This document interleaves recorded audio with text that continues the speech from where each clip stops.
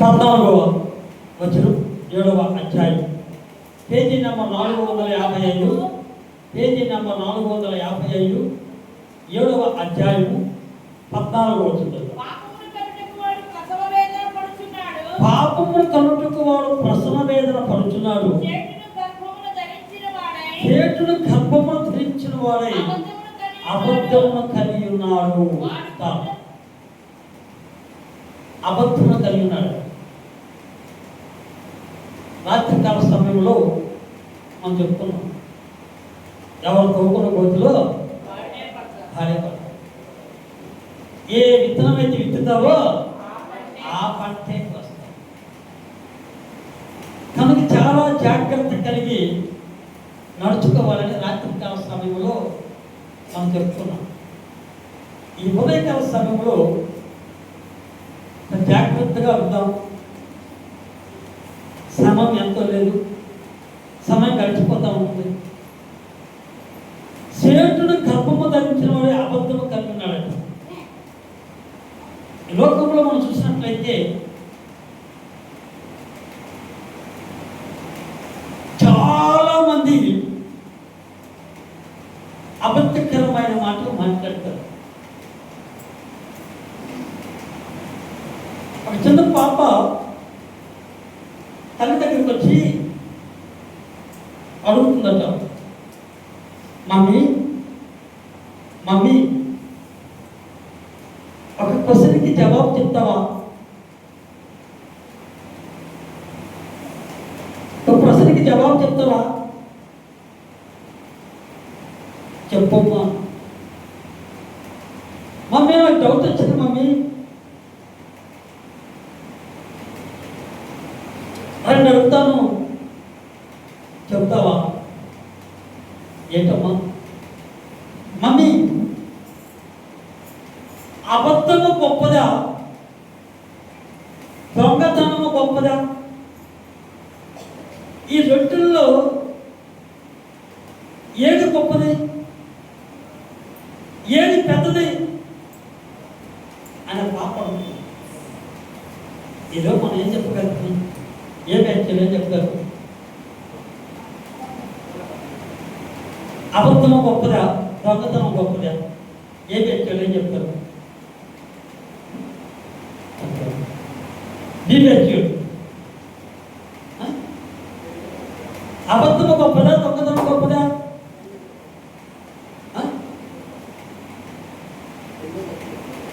ఎందుకు చెప్ప రెండు సి అంటే కుర్చీలో కూర్చున్నాం. అబద్ధము గొప్పదా, దొంగతనం గొప్పదా? ఏది పెద్దది?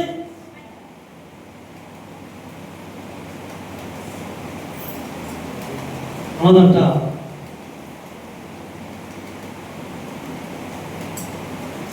అమ్మా, దొంగతనం చాలా తప్పమ్మా,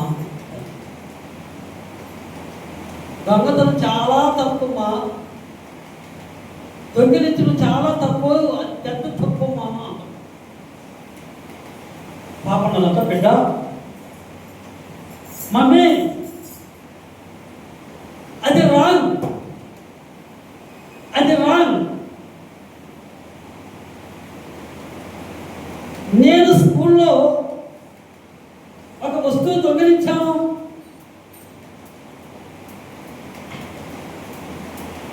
అయ్యో మరుసటి రోజు అయ్యో దొంగిలించడం తప్పు కదా, ఆ వ్యక్తి చాలా బాధపడుతుంది, చాలా బాధపడుతున్నారు కనుక దొంగిలించకూడదు కదా అని తిరిగి మళ్ళీ ఇచ్చేసాను. సరిపోయింది, తప్పేం లేదుగా. ఇప్పుడు నేను అబద్ధం ఆడాను, ఈ అబద్ధము ఎక్కడ ఇస్తాం? మళ్ళీ అవకాశం ఉంటుందా? అందుకే అబద్ధం చాలా గొప్పది, అబద్ధం చాలా పెద్దది, అబద్ధం ఆడకూడదు, అది చాలా తప్పు అని ఆ పాప తల్లితో మాట్లాడు.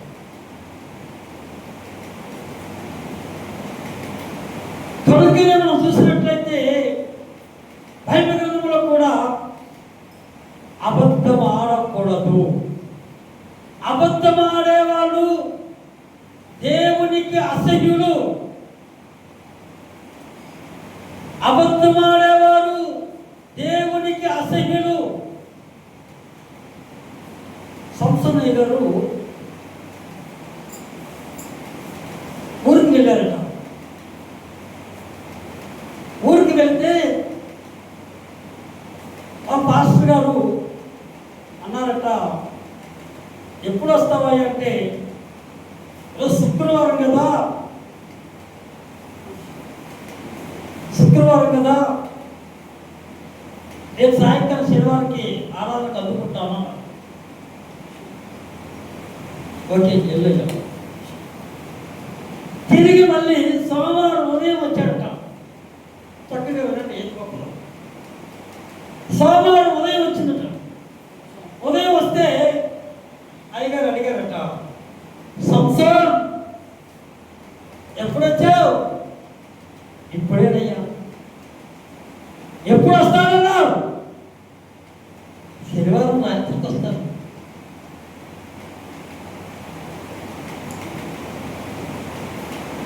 శనివారం రాత్రి ఎప్పుడు? అబద్ధమాడారు. అబద్ధికులు దేవుడు ఎలా మాట్లాడతాడు?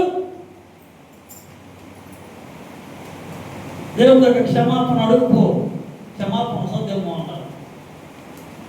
ఓన్లీ అబద్ధం కోసము శనివారం రాత్రికి వస్తానని రాకుండా సోమవారం ఉదయం వస్తే ఆ అబద్ధానికి 26 రోజులు పట్టిందంట క్షమాపణ అడగలేక దేవుడి దగ్గర. 26 రోజులు. ఈరోజు మనం అవసరమసిగా అబద్ధం ఆడేస్తుంటాం.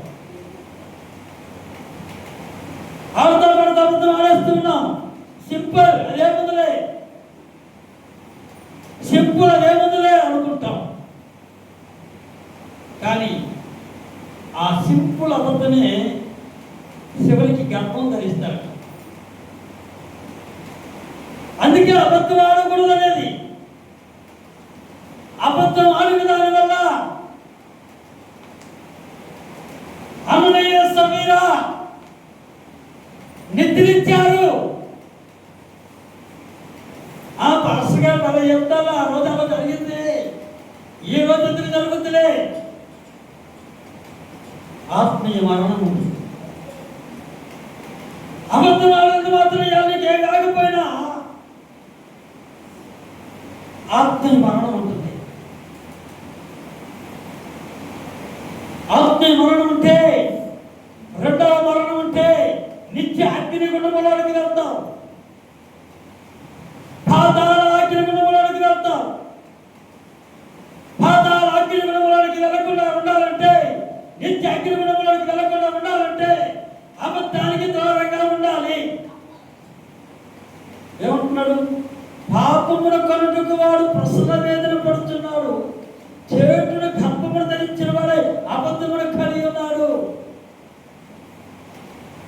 ఈరోజు లెక్కేసుకుని రోజుకి ఎన్ని అబద్ధాలు ఆడతారు?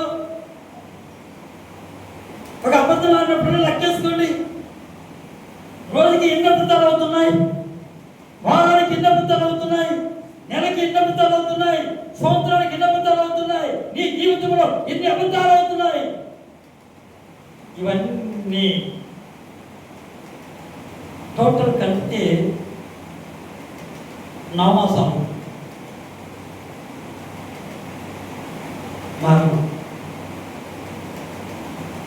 కలుగును. చాలా జాగ్రత్త కలిగి ఉంచుకునే వారిగా ఉండాలి.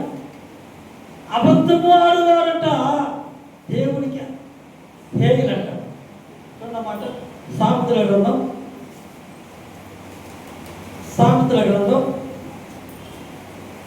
12వ అధ్యాయం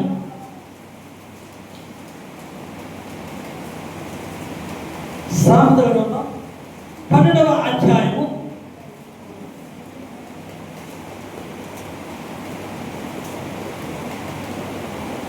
22వ వచనం, పేజీ నంబర్ 540.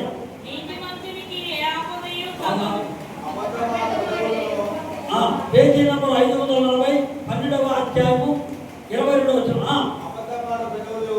అబద్ధమాడు పదములు యెహోవాకు హేయములు, సత్యవర్తనులు ఆయనకి ఇష్టడు. ఎవరంటే ఆయనకి ఇష్టడు? నిజము చెప్పేవాడు ఆయనకి ఇష్టడు.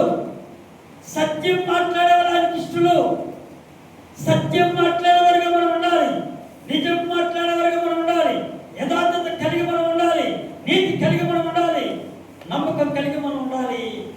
అబద్ధానికి జనకుడు అపవాది. అపవాది బిడ్డలము కాదు మనము. సాతాను బిడ్డలము కాదు మనము. సాతానుకి దాసులు కాదు మనము. అపవాదికి దాసులు కాదు మనము. దేవునికి దాసులము. దేవుని పిల్లలము మనము. దేవుని పిల్లలము మనము. ఆయన పిల్లలమైన మనము నీతి కలిగి నడుచుకునేవారుగా మనం ఉండాలి. యథార్థత కలిగి నడుచుకునేవారుగా మనం ఉండాలి. నమ్మకం కలిగి నడుచుకునేవారుగా మనం ఉండాలి. దేవునికి స్తోత్రం. కనుక అబద్ధానికి దూరంగా ఉండాలి. అబద్ధానికి జనకుడు అపవాది. సాధారణ బిడ్డలు కాదు, మనం దేవుడు బిడ్డలు కదా. ఆయన మన కోసం రక్తం చిందించి, రక్తము కాల్చి, రక్తము దారపోసి చనిపోయి తిరిగి మళ్ళీ లేచాడు. లేచి 40 రోజులు భూమి మీద అద్భుతాలు చేశాడు. దేవునికి స్తోత్రం. కనుక అబద్ధానికి దూరంగా ఉంటాం, దుష్టునికి దూరంగా ఉంటాం, సాతానికి దూరంగా ఉంటాం, దేవునికి ఇష్టలుగా ఉంటాం. దేవుని యందు భయభక్తులు కలిగి నడుచుకునేవారుగా ఉందాం. దేవుని సంతోషపెట్టేవారుగా మనం ఉందాం. మనసును సంతోషపెట్టేవారుగా మనం ఉండకూడదు. అబద్ధాలకి మనసును సంతోషపెట్టండి. ఉన్నట్టు మాట లోకంలో కోపమే. కోపం వచ్చినా పర్వాలేదు, కానీ సత్యము కలిగే మాట్లాడు. యథార్థత కలిగి ఉండండి. అబద్ధానికి దూరంగా ఉండండి. సాతానికి దూరంగా ఉండండి. దుష్టునికి దూరంగా ఉండండి. దేవుని బిడ్డలుగా మనం ఉంటే ఆయన మన పట్ల అద్భుతాలు చేస్తాడు. దేవునికి స్తోత్రం. ఈ లోకంలో అద్భుతాలు జరగకపోయినా పరలోక రాజ్యంలో కిరీటాలు పొందుకుంటాం. నిత్య రాజ్యంలో కిరీటాలు పొందుకుంటాం. శాశ్వత రాజ్యంలో కిరీటాలు పొందుకుంటాం. కనుక అబద్ధానికి దూరంగా ఉండాలి. ఈ లోకంలో కూడా ఆయన మనం కనపరుస్తాడు. తలగా ఇస్తాడు. ఆయన మన తాకగా ఉంచడు. నీతిమంతుల తలల మీదకి యెహోవా ఆశీర్వాదములు వచ్చును. దేవుని ఆశీర్వాదాలు వస్తాయి. నీతి కలిగి నడుచుకుంటే, యథార్థతగా నడుచుకుంటే, లెక్క మన కాళ్ళ దగ్గరకు వస్తుంది. నడుచుకుంటా మన కాళ్ళ దగ్గర నడుచుకుంటూ వస్తుంది. అది చేతగాక అందరికి, అంతగాక చేతగాక డొనేషన్ చేస్తారు, చందాలు అడుగుతారు, లేదా సాయం చేయండి అడుగుతారు, హెల్ప్ చేయండి అని అడుగుతారు, మమ్మల్ని గొప్పవారిగా చేయండి అని అడుగుతారు. లేదా సృష్టించిన సృష్టికర్తన యెహోవా దేవుడు నమ్మకమైన వాడు ఆయన. మన కాళ్ళ దగ్గర నడుచుకుంటూ వస్తాయి లెక్కలు. దేవునికి స్తోత్రం. కాళ్ళ దగ్గర నడుచుకుంటూ వస్తాయి. ఏ రోజు ఎంత కావాలంతో ఆయన ఇచ్చేవాడు ఆయన. ఏ రోజు ఎంత కావాలంతో ఇచ్చేవాడు ఆయన. ఆయనకు అసాధ్యమేది ఏమీ లేదు. ఆయన తెలియదంటూ ఏది లేదు. ఎంత కావాలో అంత ఆయన ఇస్తాడు. అని అనుగ్రహించేవాడు ఆయన. ఆయనకు అసాధ్యమేది ఏమీ లేదు. శుక్రవారం రోజు మా దగ్గర అమౌంట్ లేదు. ప్రార్థన చేస్తున్నాం. 27వ తేదీ వచ్చిందంటే ఈఎంఐలు, వడ్డీలు, పొదుపులు, డ్వాక్రాలు కట్టుకోవాల్సిన చాలా ఉన్నాయి. ఎంతైతే కావాలో అంత శుక్రవారం సాయంకాలం ఆయన ఏర్పరిచాడు. దేవుడికి స్తోత్రం. ఎక్కడికి వెళ్ళలేదే లేదే. చాలా మందికి అర్థం కాక, చేతగాక దేవుని వైపు చూసి, దేవుని యందు భయభక్తులు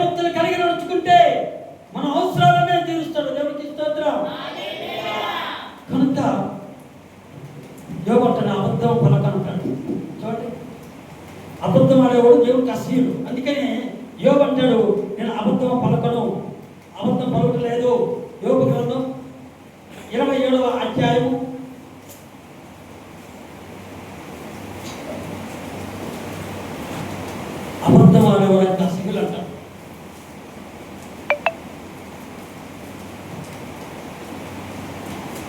27వ అధ్యాయము 4వ వచనం. నిశ్చయముగా నిశ్చయముగా నా పెదవులు అబద్ధము పలుకుటలేదు, నా నాలుక మోసము ఉచ్చరించలేదు. దేవునికి స్తోత్రం. అబద్ధము పలకలేదు, అబద్ధం ఆడలేదు, మోసం చేయలేదు. కనుకనే దేవుడు యోబు పట్ల అద్భుతాలు చేశాడు, ఆశ్చర్యకరంగా జరిగించాడు, సూచకంగా జరిగించాడు, మహిమకరంగా జరిగించాడు, రెండంతలుగా ఆశీర్వదించాడు. దేవునికి స్తోత్రం. యోబు గ్రంథం 11వ అధ్యాయం చూసినట్లయితే మొదటి కంటే రెట్టింపు ఆశీర్వాదం ఈ యోబుకు వచ్చింది. యోబు ఎవరిని అడగలా, ధన్యసం చేయలా. ఈ రోజుల్లో చాలా మంది మందిరాలు కడుతున్నారు, ధన్యసం చేసి మందిరాలు కడుతున్నారు, ధన్యసం చేసి మందిరాలు కడుతున్నారు, చందాలేసి మందిరాలు కడుతున్నారు, అడుక్కుంటూ మందిరాలు కడుతున్నారు. కానీ సృష్టించిన దేవుడు, సృష్టికర్తన యెహోవా దేవుడు గొప్పవాడు అని చెప్పే మనము ధన్యసం చేస్తే ప్రయోజనం ఏముంది? అబద్ధకరమైన మాత్రం మాట్లాడుతున్నారు. అందుకంటే బైబిల్ అబద్ధ బోధకులు, అబద్ధ ప్రవక్తలు వచ్చారు, జాగ్రత్త, అబద్ధ ప్రవక్తలు వస్తున్నారు, జాగ్రత్త అని లేకుండా రాయబడుతుంది. కనుక అబద్ధాలు ఆడుతూ ఉన్నారు. మనం అబద్ధం ఆడకూడదు, చాలా జాగ్రత్తగా నడుచుకోవాలి. ఈ శాశ్వతం కాదు. అబద్ధం ఆడితే డబ్బు సంపాదన వస్తుంది, కాదు. నీతి నిజాయితీ కలిగి మనం ఉందాం, సత్యం కలిగి ఉందాం. అందుకని భక్తుల్లో బైబిల్ గ్రంథంలో రాయబడి ఉంది, అబద్ధం ఆడిన దాని వల్ల వాళ్ళు చాలా దెబ్బలు తిన్నారు, అబద్ధం ఆడిన దాని వల్ల చాలా నష్టపోయారు, అబద్ధం ఆడిన దాని వల్ల చాలా బలహీనయ్యారు. కనుక మనం అబద్ధం ఆడకూడదు, అబద్ధం ఆడకూడదు. అందుకే ఏమంటున్నాడు, నేను అబద్ధము పలుకుటలేదు, నిశ్చయముగా నా పెదవులు అబద్ధము పలుకుటలేదు, నా నాలుక మోసము ఉచ్చరించలేదు. దేవునికి స్తోత్రం. ఇది ఎలా ఉన్నా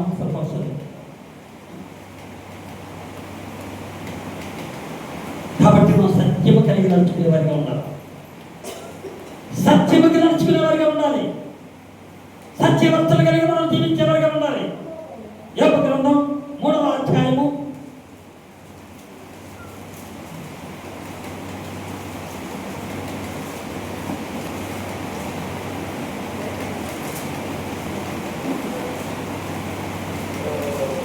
'యాకోబు రాసిన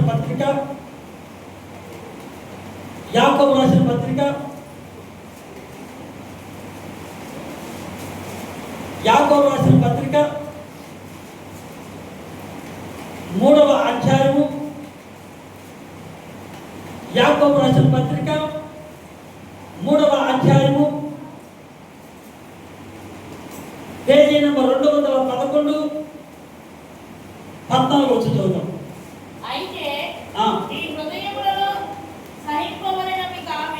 అయితే మీ హృదయములలో సహింపవలెనవి కాని మత్సరమును వివాదమును వారైతే అతిశయపడవద్దు, సత్యముకు విరోధముగా అబద్ధం ఆడవద్దు.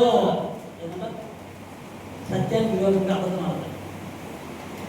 మనం ఏ విధంగా జీవిస్తున్నాం ఆలోచించేద్దాం. అబద్ధం ఆడకూడదు. అన్నయ్య సఫీరా అబద్ధం ఆడారు, గెహాజీ అబద్ధం ఆడాడు, పేతురు అబద్ధం ఆడాడు, పేతురు ముమ్మారు అబద్ధం ఆడాడు, 3 సార్లు అబద్ధం ఆడాడు. తర్వాత కూర్చున్నప్పుడు పేతురు గుర్తొచ్చింది, అయ్యో యేసు నా గురించి చెప్పాడు అని తెలుసుకొని గుర్తు తెచ్చుకొని పశ్చాత్తాపడి ఏడ్చాడు. దేవుని దగ్గర పశ్చాత్తాపడి కన్నీరు గార్చాడు, ఏడ్చాడు, క్షమాపణ అడిగాడు. కనుకనే పేతురు దేవుడు క్షమించాడు, దేవుని ఆత్మతో నింపాడు. కనుకనే పేతురు నడుస్తూ ఉంటే ఆ నీడ పడితేనే స్వస్థత వచ్చింది. పేతురు అగ్ని ముట్టుకుంటేనే స్వస్థత వచ్చింది. పేతురు కచ్చి పుట్టుకుంటేనే స్వస్థత వచ్చింది. ఈరోజు పేతురు వలె ఉన్నారా? ఎలా ఉన్నా? ఎలా ఉన్నా? కనుక అబద్ధానికి దూరంగా ఉండాలి, సత్యము కలిగి మనం నడుచుకునే వారిగా ఉండాలి. సత్యము కలిగి నడుచుకునే వారిగా ఉందాం, దేవునికి ఇష్టలుగా ఉందాం, దేవుని ఇష్టానుసారం నడుచుకుందాం. లేదంటే నిత్య అగ్నిగుణంలోకి వెళ్తాం. చూడండి, ఎక్కడికి వెళ్తారో చూడండి. ప్రకటన గ్రంథము టైం అవుతుంది, ముగిస్తాను. ప్రకటన గ్రంథము 21వ అధ్యాయము 21వ అధ్యాయము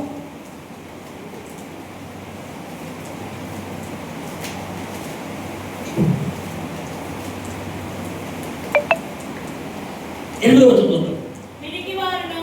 పిరికివారును అవిశ్వాసులను అసహ్యులు నరహంతకులు వ్యభిచారులను మాంత్రికులు విగ్రహాలను అభివృద్ధికులందరూ అగ్ని కలుగుతుందో మండు గుండములో పాలు పొందుదురు. ఇది రెండవ మరణమా? కనుక ఏమంట? అభివృద్ధికులందరూ, అబద్ధమాడే అందరూ, అబద్ధమాడే అందరూ ఎక్కడికి వెళ్తారంట? పాతాళ అగ్ని గుణములోనికి వెళ్తారు, నిత్య అగ్ని గుణములోనికి వెళ్తారు. అగ్ని ఆడదు, పురుగు చావదు. కనుక నీతి కలిగి నడుచుకున్న వారికి మనం ఉంటాం. ఇది శాశ్వతం కాదండి.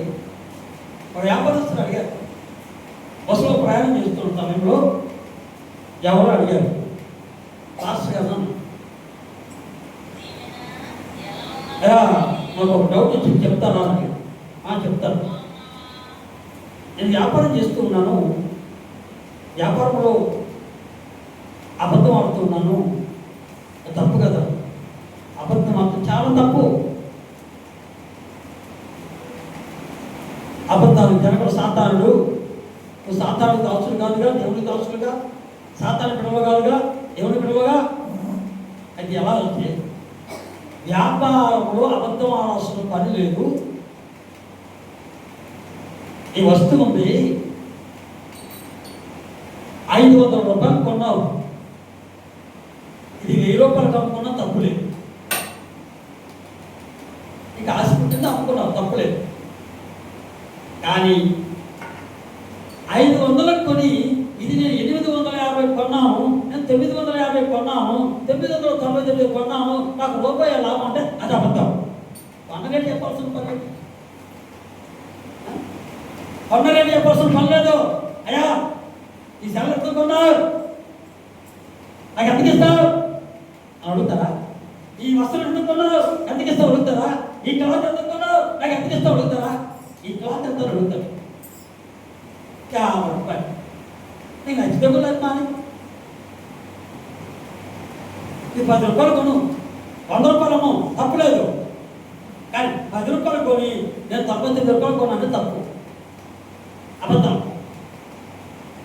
చాలా మంది వ్యాపారస్తులు కూడా అర్థం కాక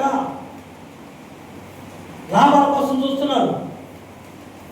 ఏదైతే లాభమో దాన్ని పెంటదాయించుకోమన్నాడు బైబిల్. పెంటదాయించుకోమన్నాడు, అబద్ధం ఆడకూడదు. యేసు ప్రభువును నమ్ముకున్నాం మేము. యేసు ప్రభువును నమ్ముకున్న తర్వాత మా నాన్నగారు వ్యాపారం చేస్తూ ఉన్నారు సెలవులగడ. అయితే మా నాన్నగారు చెప్పారు, నేను సాక్ష్యం ఎవరు కోపం వచ్చిన పర్లేదు యూట్యూబ్లో కూడా ఆ సాక్షి. మా నాన్నగారు చెప్పారు, నాన్న టెంకాయలు అమ్మద్దు, కొబ్బరికాయలు అమ్మద్దు, కడ్డీలు అమ్మద్దు, కర్పూరం అమ్మద్దు, పొగాకు అమ్మద్దు, చుట్టలు అమ్మద్దు, సిగరెట్లు అమ్మద్దు, పాలపరక అమ్మద్దు, మట్కా అమ్మవద్దు, వీడియోలు అమ్మద్దు. ఇవన్నీ పురుషులు పెట్టి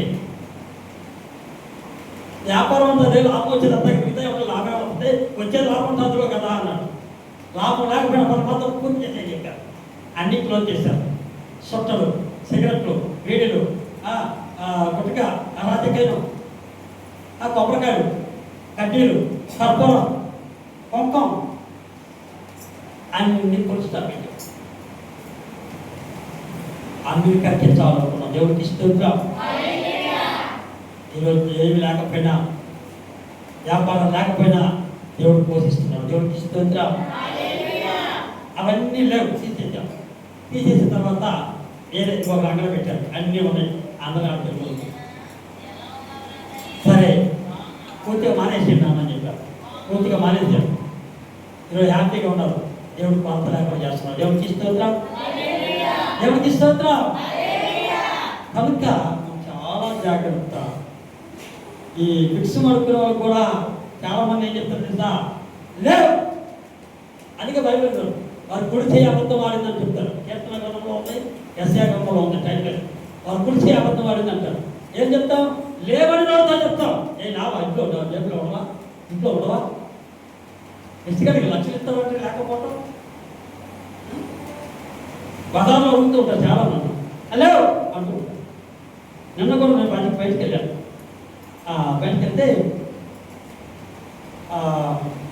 ఆటో డీజిల్ అయిపోయింది. డీజిల్ అయిపోయింది. ఒక బండి దగ్గర, మామిడి పండు బండి దగ్గర వచ్చరికి ఆటో డీజిల్ అయిపోయింది. పాస్టర్ గారు డీజిల్ అయిపోయింది, పాస్టర్ గారు పెట్రోల్ అయిపోయింది సార్. సరే ఎక్కువ తీసుకొని వస్తాను, ఆయన తీసుకురావాలి. నేను నిలబడి ఉన్నా, వెయిట్ చేస్తున్నాను. సరే ఈలోపు పుస్తకాలు వచ్చాడు. ₹1 ఏం చేసుకుంటాను నేను, ఎవరు కొనుక్కుంటారు? రూపాయికి ఏమొస్తాయి? రూపాయి డబ్బులు ఇవ్వను, లెక్క ఇవ్వను, ఇంకేగా చెప్పాను. మామిడికాయలు పిలుస్తాను, ఆ కొనుక్కో. ఆ మామిడికాయలు లెక్కయ్యా, నేను మామిడికాయ ఆ కోటి కాయ తీసుకోవాలని చెప్పాను.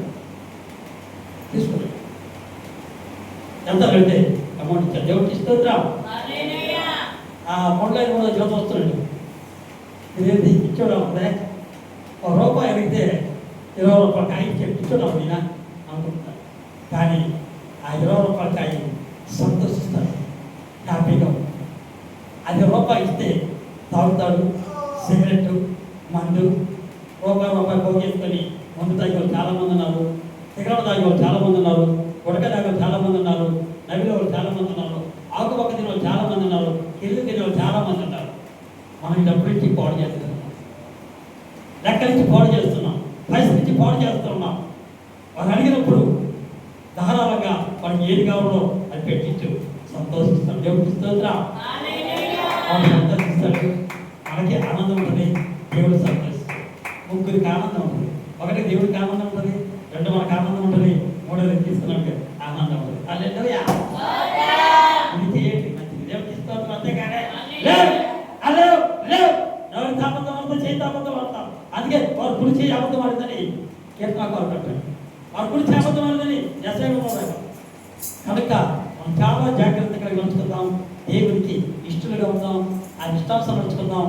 పరలోక రాజ్యంలో మనం వారసులుగా ఉండాలంటే అబద్ధానికి దూరంగా ఉంటాం. మన మాట అబద్ధం వద్దాం, మాట అవనంటాను కాదంటే కాదా రీతిగా ఉండాలి. కానీ అబద్ధం ఆడకూడదు. అబద్ధం ఆడితే లెక్క పడుతుంది కదా. అబద్ధం ఆడకు విలువ పోద్ది, వ్యాల్యూ పోద్ది, విలువ ఉండదు, వ్యాల్యూ ఉండదు. విలువ కావాలా, వ్యాల్యూ కావాలా, మాకు కావాల్సిన లెక్క పోతా తీసుకెళ్ళలేదు. నువ్వు కోట్లు సంపాదించినా తీసుకెళ్ళిపోతే ఏం లేదు, కోట్లు సంపాదించినా తీసుకెళ్ళిపోతే ఏం లేదు.